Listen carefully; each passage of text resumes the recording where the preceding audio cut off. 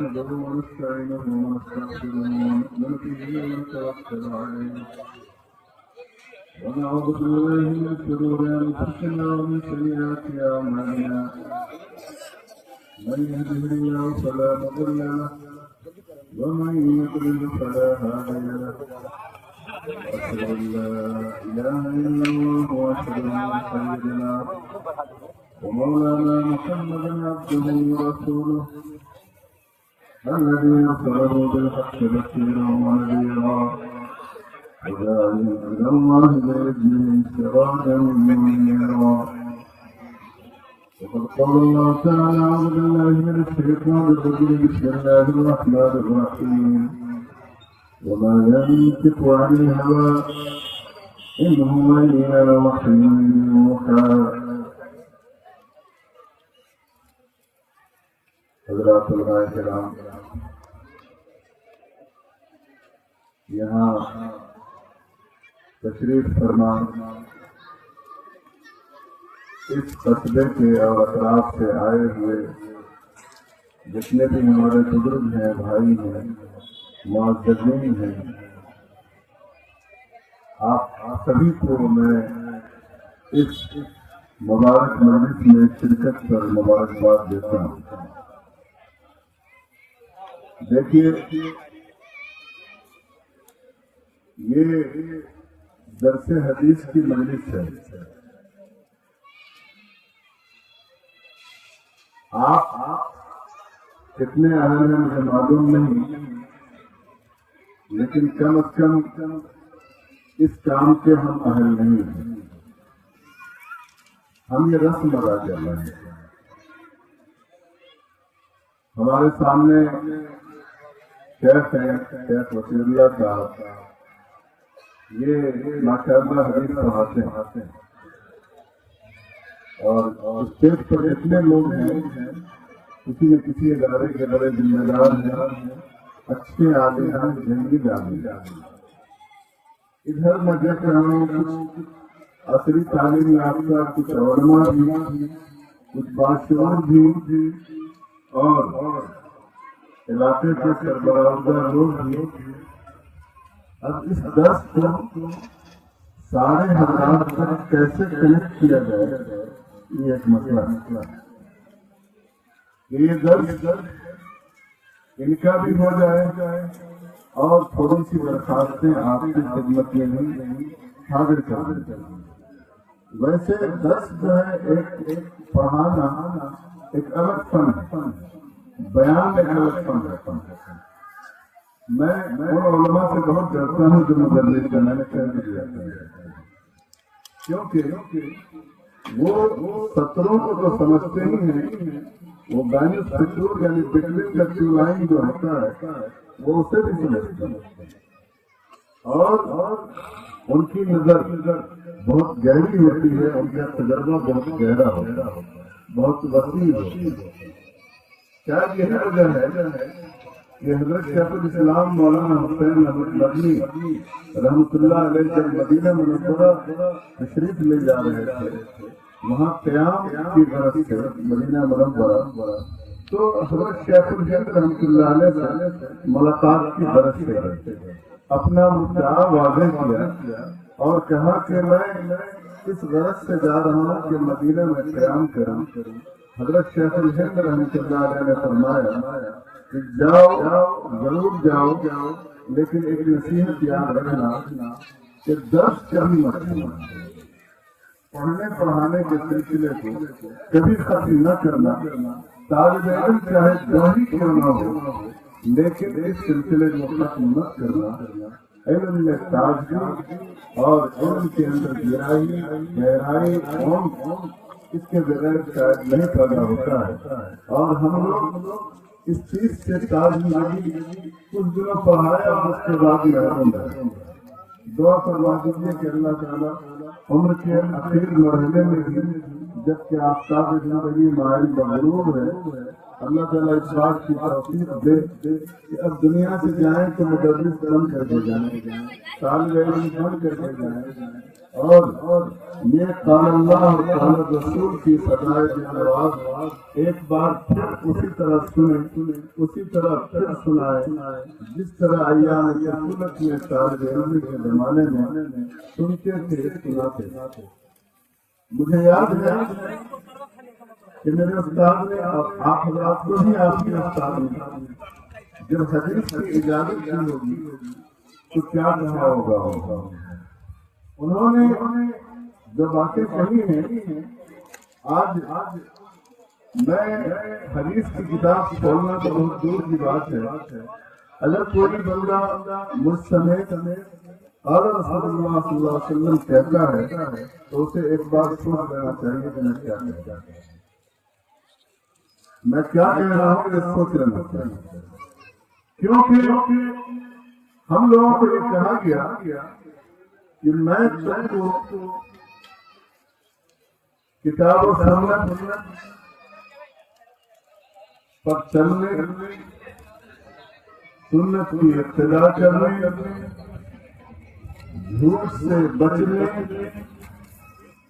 فرائض کی ادائیگی، خلاف مروت کام سے احتراز کرنے، اخلاق رذیلہ سے اجتناب کرنے، اور ان شرطوں کے ساتھ حدیث بیان کرنے کی اجازت ہے۔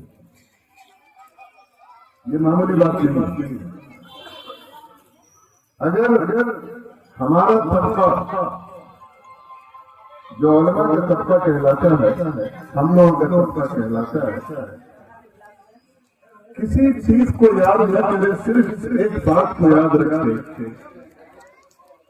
کہ اس بخاری اور اس بخاری کے ساتھ جتنی بھی مرویات ہیں ان کی اجازت ہمارے اساتذہ کرام نے کن شرطوں کے ساتھ دی، تو ہم سمجھتے ہیں کہ آج بھی ہماری صفوں میں جنید، رومی، عطار، غزالی، شمس تبریز، مجدد الفسانی، تھانوی، گنگوہی دکھائی دینے لگا۔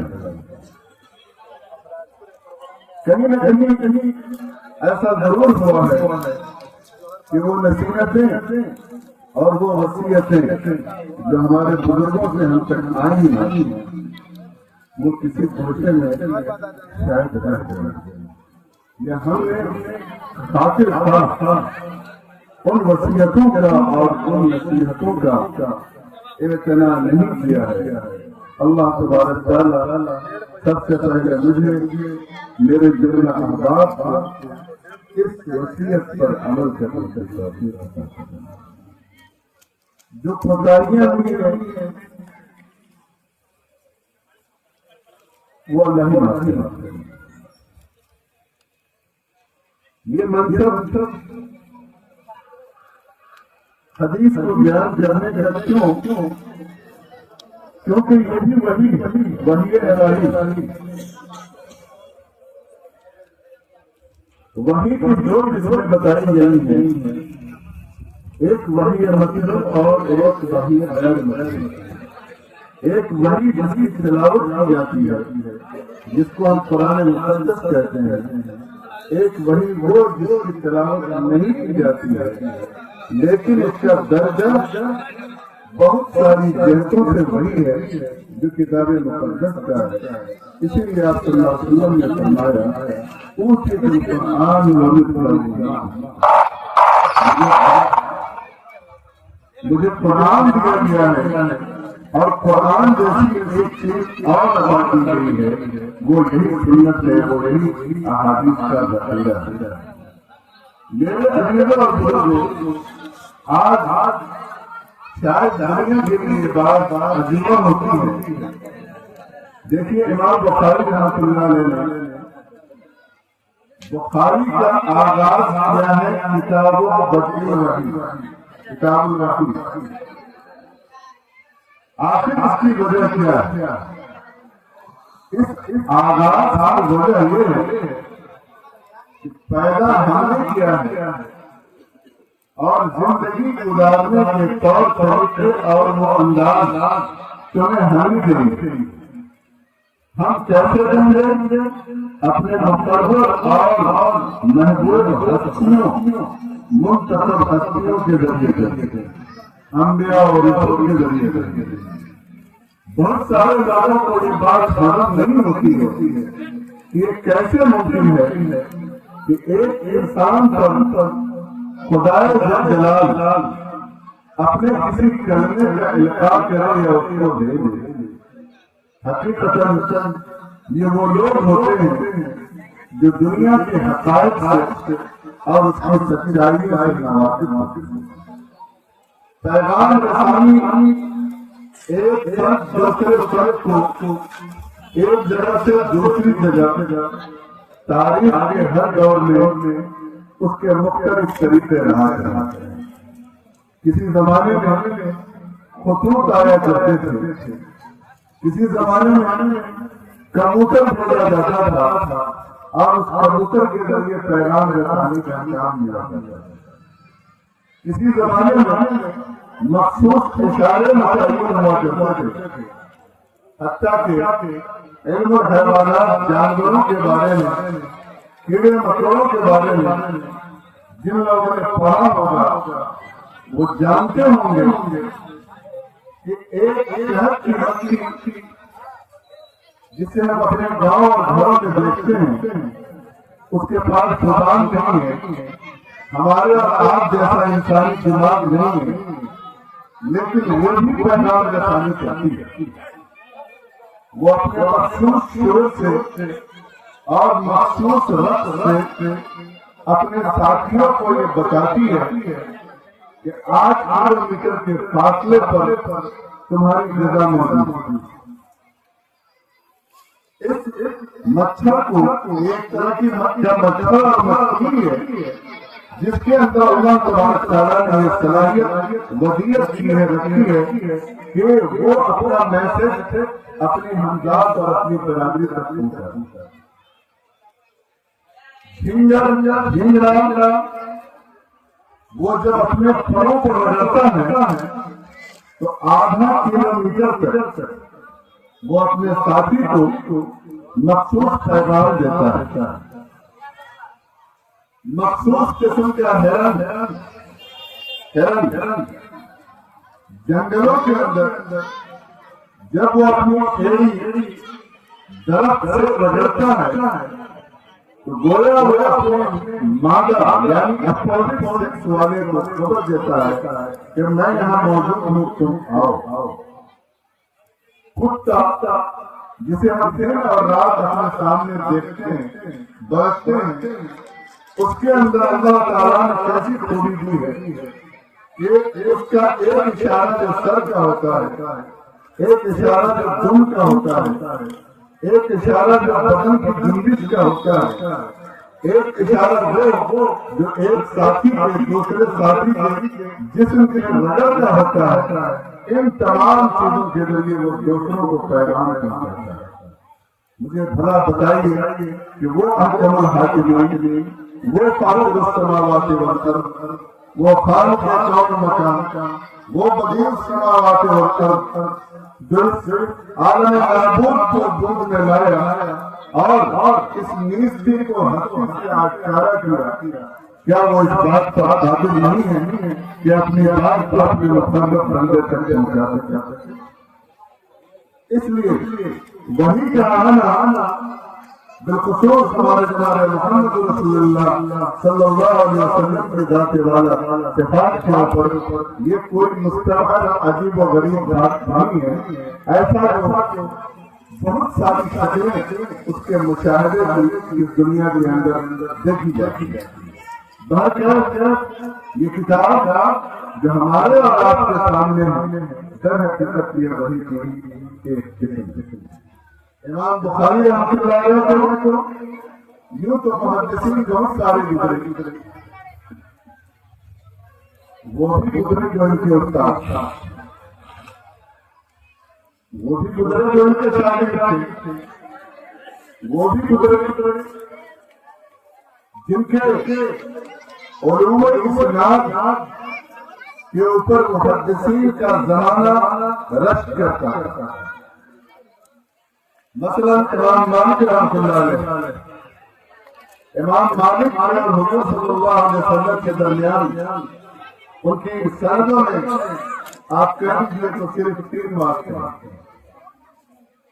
مالک عن نافع عن ابن عمر 3 واقعے ہیں، اور صرف 3 واقعوں سے امام مالک رحمۃ اللہ علیہ جناب محمد رسول اللہ صلی اللہ علیہ وسلم سے روایت بیان کرتے ہیں.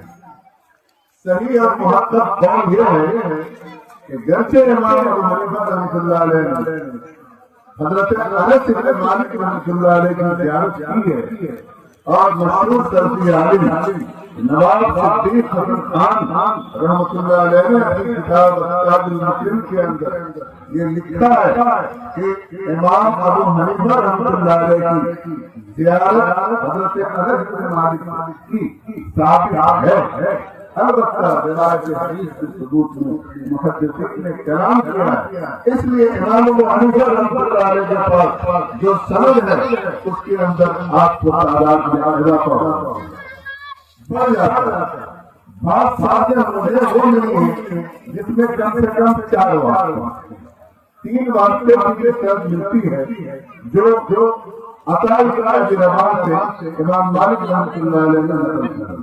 محدثین نے اس سے کیا نقل، یعنی امام ابو حنیفہ کو وہ مقام فن حدیث میں بظاہر نہیں ملا، امام مالک کو بھی نہیں ملا.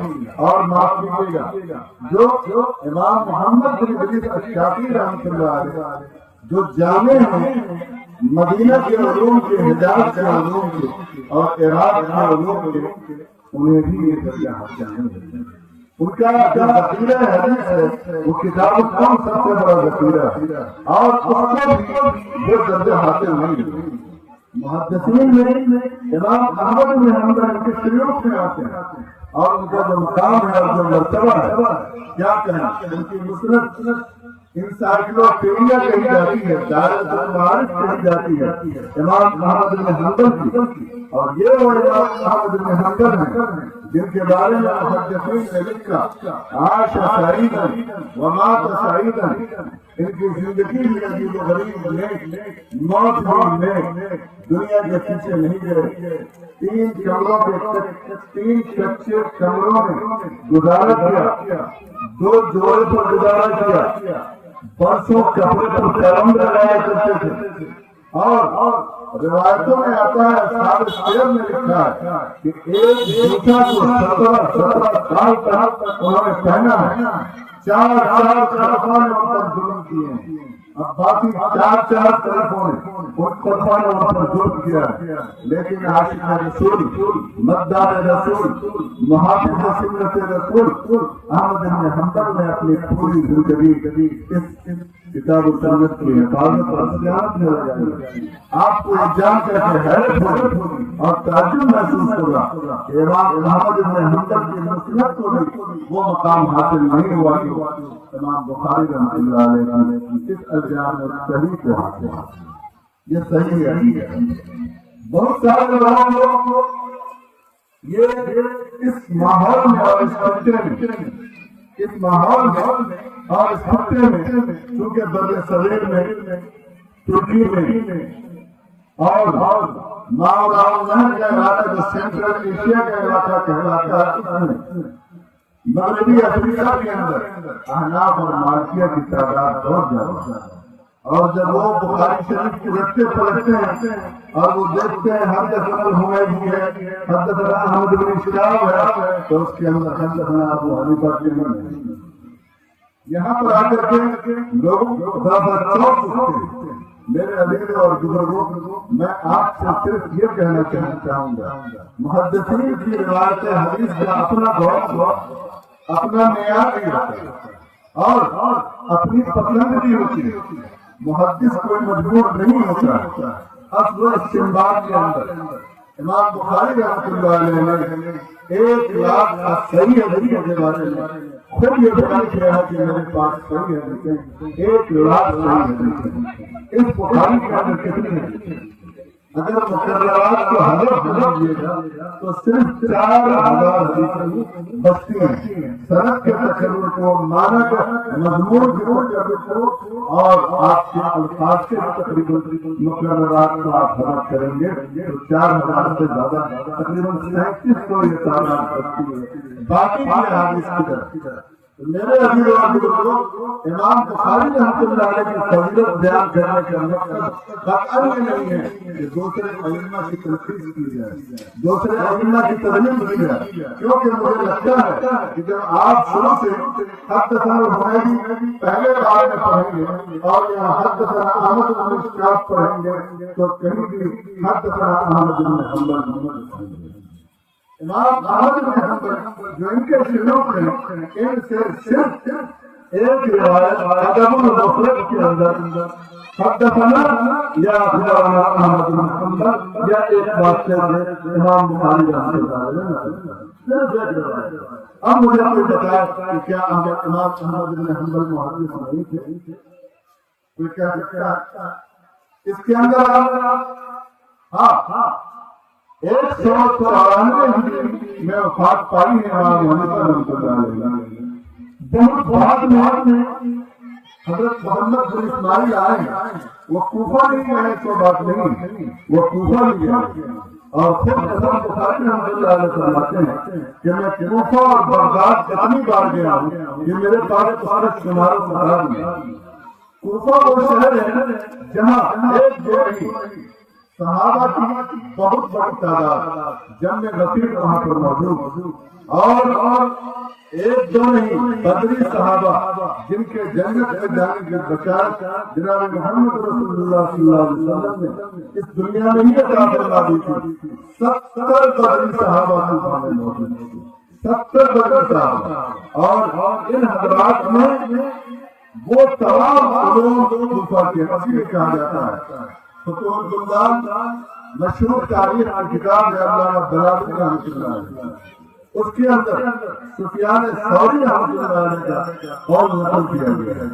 سفیان ثوری کا قول کیا ہے کہ احکام حج کے لیے حج کا کتاب مقدس کی تلاوت اور اس کے رموز و اثرات کے لیے مدینہ اور حلال و حرام کے علم کے لیے کوفہ اسلامی تاریخ کا مرکز ہے۔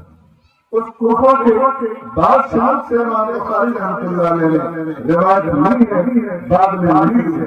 اس کے اسباب اور محرکات کیا تھے آپ کے پاس وقت نہیں ہے، ورنہ کہتے ہیں اس کو بالکل وضاحت کے ساتھ علماء کے درمیان، بلکہ ان کو موقع دینا چاہیے لوگوں کو کہ آئیے آپ بھی کچھ سوالات رکھیے، آپ کی بھی کچھ باتیں آئیں، اور پھر اس کے بعد تب حدیث اور فن حدیث، روایت حدیث، جرائت حدیث، سند حدیث پر کلام کرنے کا مزہ اور لطف تب آتا ہے۔ میں آپ کو مبارکباد دیتا ہوں کہ سامنے بیٹھے ہوئے ہیں کسی